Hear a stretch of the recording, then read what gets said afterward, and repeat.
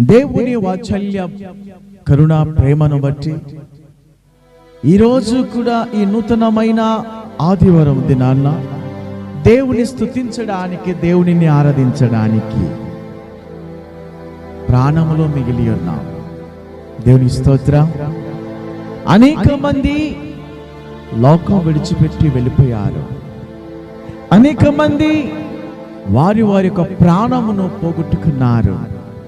కానీ నీవు సజీవుగా, మనము సజీవులుగా ఉన్నామంటే కేవలం దేవుని కృప.